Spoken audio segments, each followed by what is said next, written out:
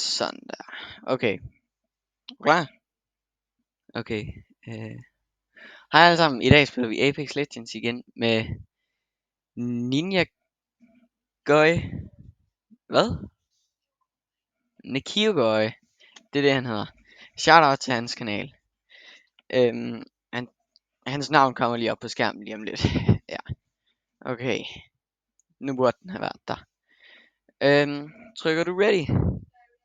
Alright. Så spiller vi. Vi prøver at se. Jeg tror vi tager 2 spil. Og så slutter vi vist videoen. Okay. Så. Det kommer nok lige til at tage lidt tid at komme ind. Det gjorde det så ikke. Så vi ser om vi har fået noget godt. Fortæl. Lige til at sidde oven på en af mine kasketter. Er du klar? Okay. Hvis I ikke kan høre ham, så er det fordi at han sidder inde på mit værelse, og han har ikke nogen mikrofon. Så man kan høre ham ind i spillet. Det er derfor I ikke kan høre ham, hvis I ikke kan høre ham.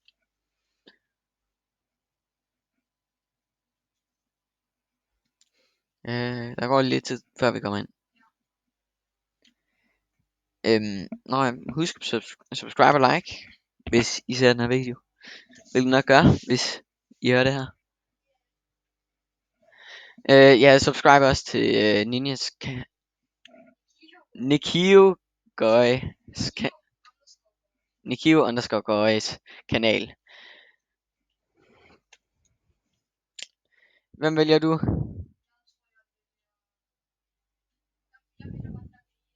Den der pige. Så vælger jeg ham her. Jeg kan godt lide ham. Jeg har fået skin til ham, som I kan se. Ja. Normalt er han bare en robot. Nu har jeg et skin til ham. Jeg har også fået lidt levels. Det er lang tid siden, jeg har lagt en video op. Champion Squad, det er også.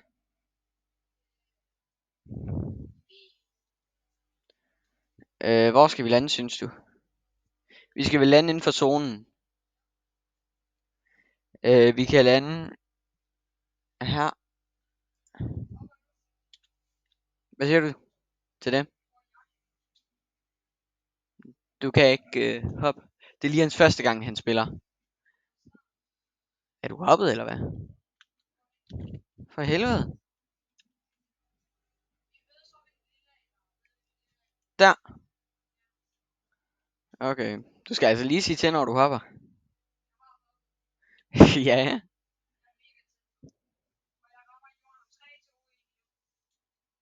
Ja.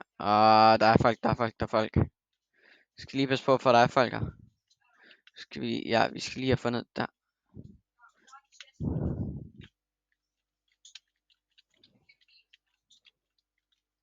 Kan du se nogen? Spørg bare, om du kunne se nogen. Der er en kiste herovre til dig.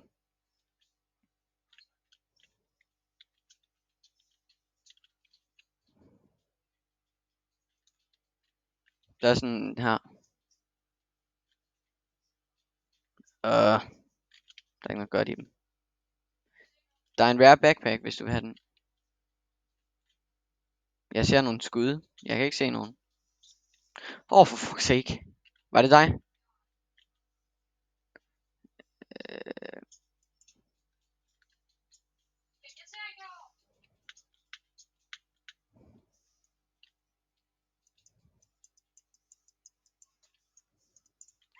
For sake, mand. Jeg skal reload.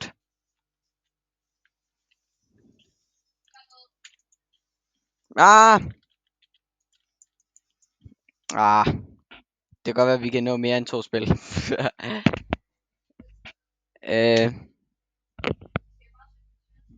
Vi trykker bare return to lobby.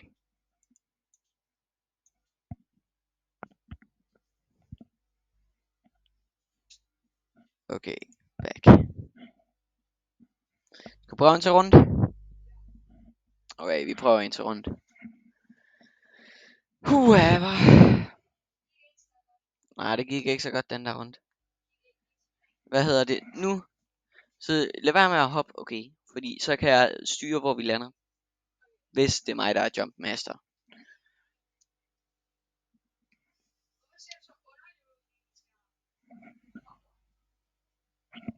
Det ved jeg ikke. Jeg ved ikke, hvorfor jeg ser underlig ud på din skærm.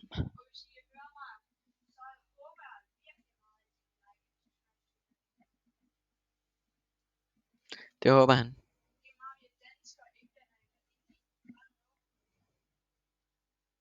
De vil nok ikke forstå os, hvis de er englænder eller inder.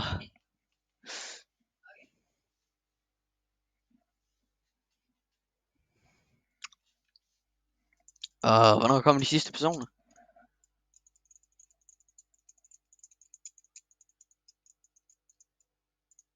Det kan godt være, at jeg lige klipper det her stykke ud, hvor vi skal vente så lang tid.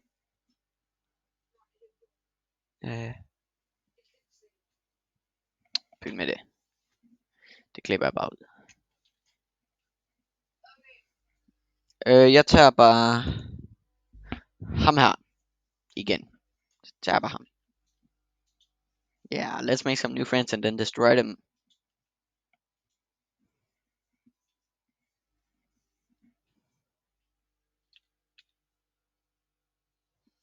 Okay, nu prøver vi at se, om vi kan få en lidt længere kamp den her gang. This is your champion. Oh my god.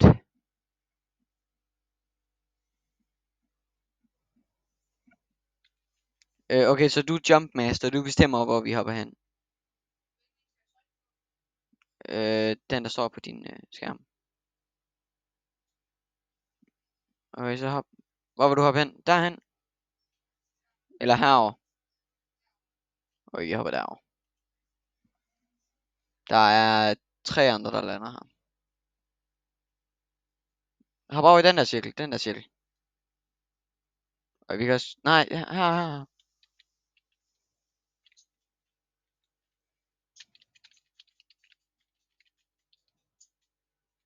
Hvor er du hen?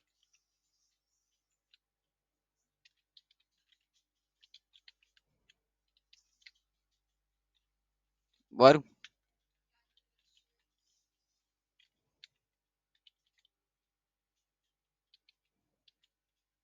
Jeg kommer.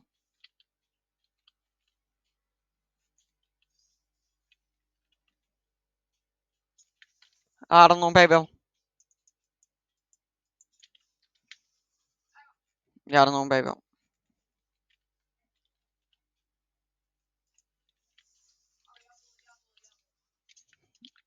Det er også. Der er nogen lige der. Ah. Den her gang lad mig lige bestemme. Lad mig lige bestemme, hvor vi lander den her gang.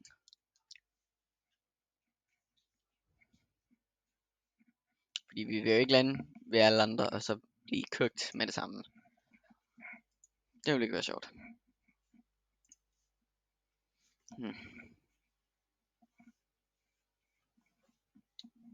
Prøv at vælge hende. Nej, okay. Ja.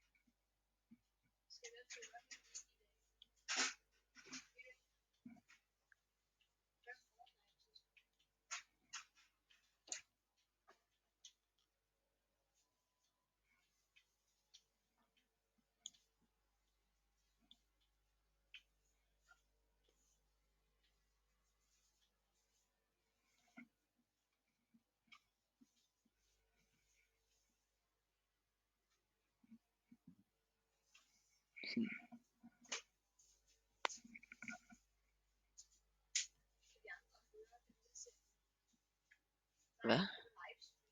Ja, det kan jeg godt. Jeg ved ikke lige, hvordan man gør det.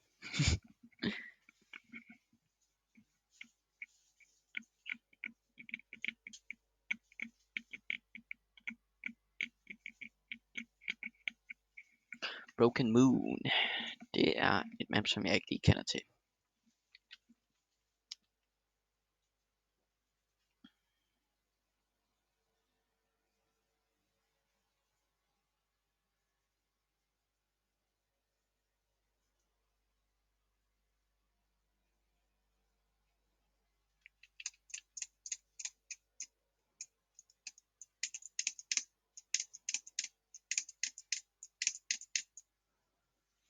Hvem vælger du? Okay, jeg vælger bare ham her igen.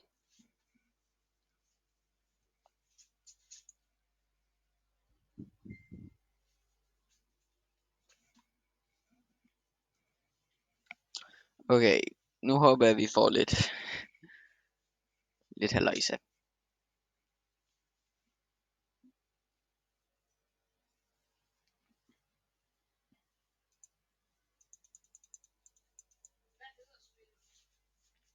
Spillet hedder Apex Legends. Nu skal jeg lige se. Vi lander ikke der. Vi lander Cliffside. Vi lander Core. Skal vi ikke lande Cliffside?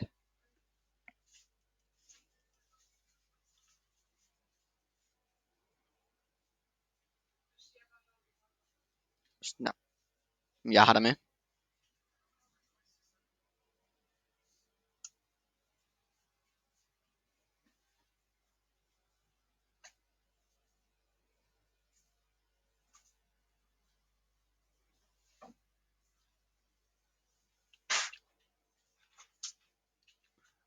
Bare ned her.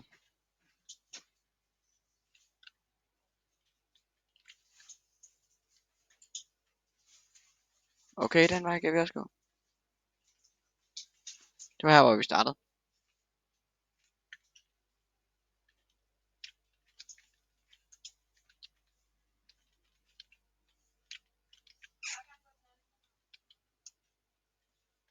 Men der var ikke noget i den anden.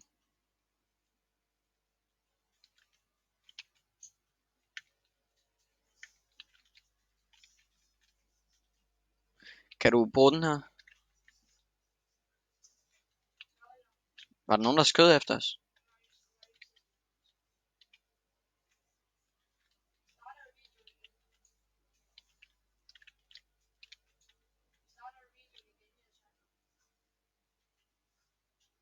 Hvad mener du? Ja, videoen er i gang stadigvæk.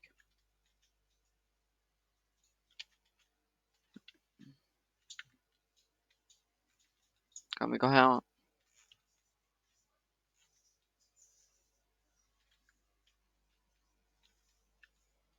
Hvad? Ja.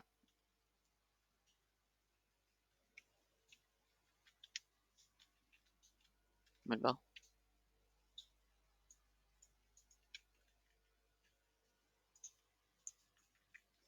Sådan der. Jeg bliver skudt på.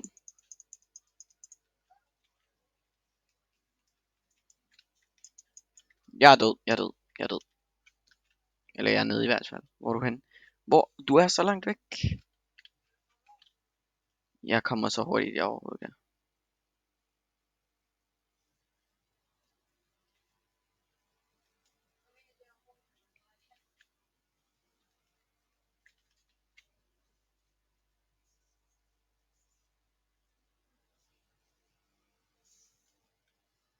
Tak.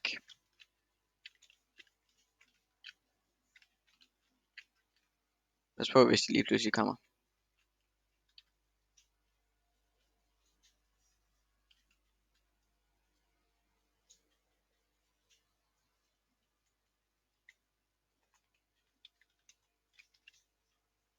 Jeg ser nogen. De er derovre.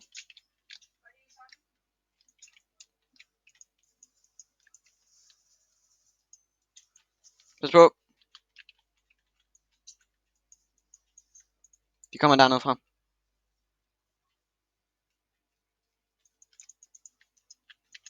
Han er ned.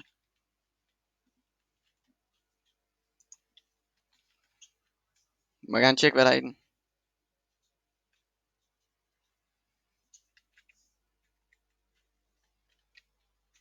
Øh,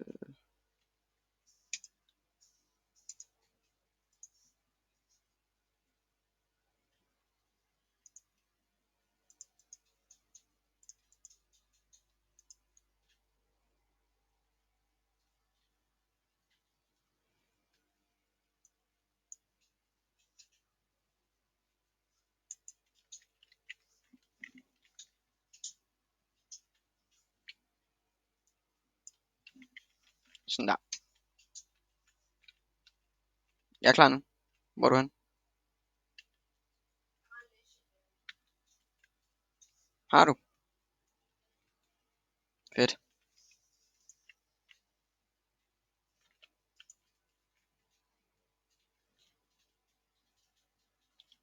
Fedt, fedt, at du har en legendary. Der er en sniper her, hvis du vil have den. Lige her.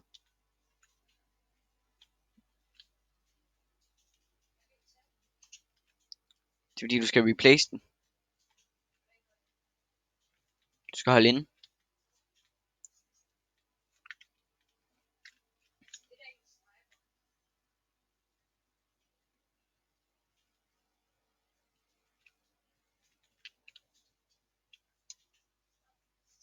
Så kan jeg lige herover og tjekke. Var det dig, der skød? Det var, jeg har et scope til dig. Nej, det har jeg ikke. Nej, jeg har næsten ikke noget shield tilbage.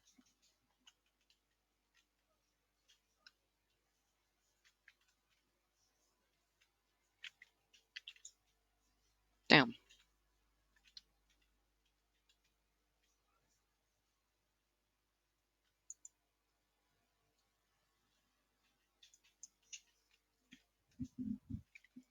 Hmm. Der er nogle kister derude.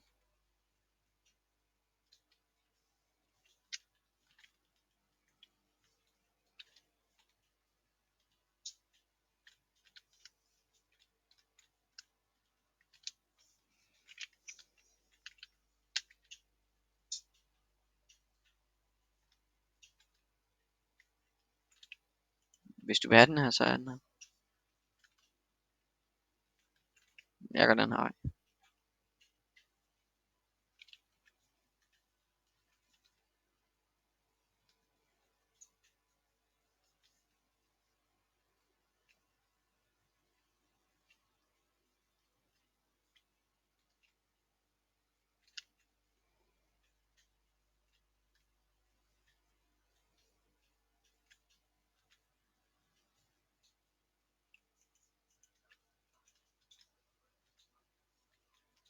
Der er sygt meget sniperhøjser her.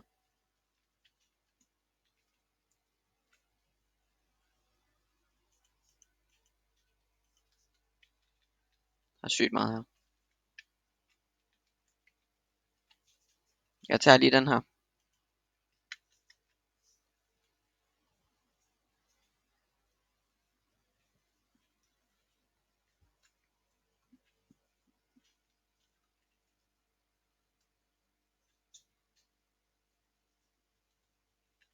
Der er nogen herhenne ved mig, tror jeg. Nej, der er ikke.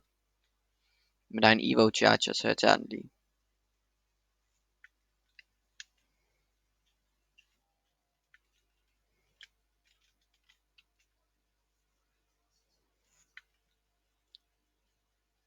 Nej, jeg har ikke tid. Gå tilbage. Nej, vent, vi skal den her vej.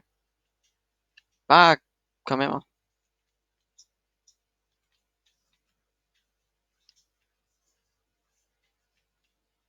Der er shotgun her, hvis du vil have noget.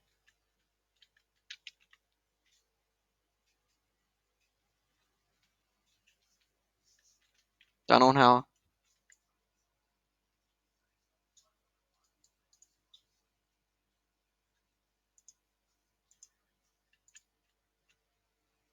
Jeg ramte den.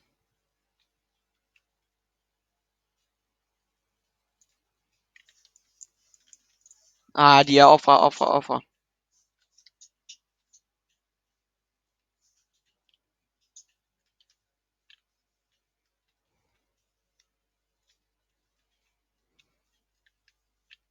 Jeg er død.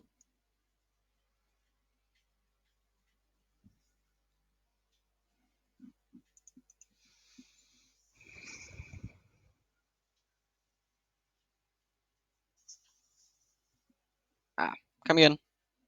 Ja. Var det slutningen? Skal vi bare slutte den her? Ja, så slutter vi videoen nu. Vi ses. Subscribe og like. Abonner og like. Hvad nu det hedder. Og vi ses næste gang. Hej.